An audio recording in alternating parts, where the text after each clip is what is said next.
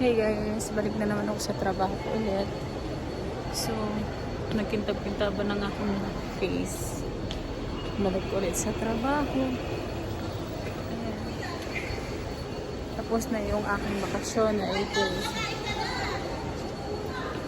8 days na bakasyon. Ados ngayon, kaya balik tayo ulit. Wala pa naman akong tubig. Magre-refund tayo doon para pambili natin ng pagkain. Ayan. Ito yung itsura ng airport. Like, beyond the box. May mga iPhone din. Nagtitinda sila ng mga iPhone. Lacoste din, Lacoste.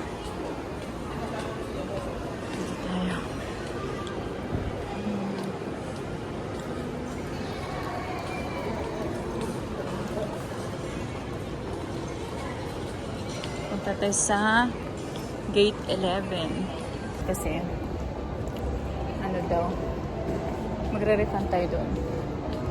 Magre-refund tayo ng terminal fee. Hindi ko lang alam kung saan banda.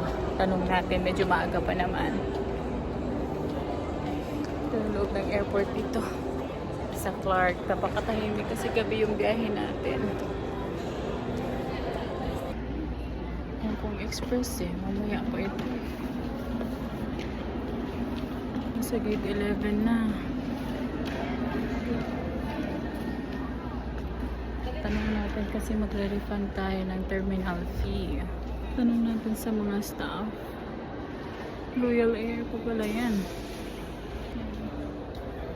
So ayan, nakakuha na ako 750 pesos. So, yung flight ko ay na-delay ng 1 hour. So, nakarating ako dito ng 1:00 ng madaling araw. Tapos wala ng biyahe nung dumating ako, wala ng bus. So, ang ginawa ko, natulog ako doon sa airport at inantay ko na lang yung bus ng umaga. Nakarating naman ako dito sa bahay ng mga 7 a.m. na ngarag ang lola nyo. Hi, good morning. Time check. It's, anong oras na? Teka lang. Nasa airport pa rin ako ng Hong Kong. Kasi walang biyahe kagabi, naubusan ng bus. So wala ko masakyan papuntang Taipo. So dito na lang ako nagpalipas ng gabi. Pero ang lamig, nilalamig yung pat ko. Nilalamig yung katawan ko.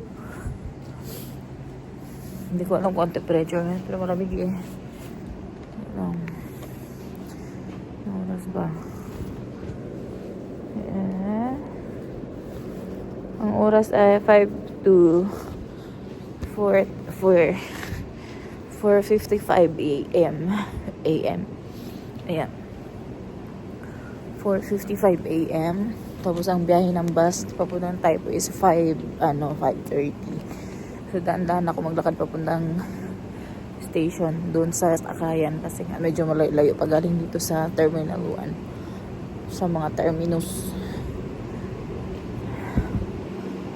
Diyos ko, hindi ko alam. Lamig.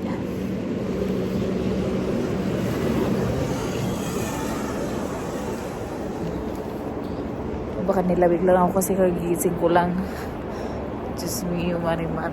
First time kong nagstay ng airport overnight. Okay naman, natulog ako dun sa may bangko. Lamig. See you later, guys.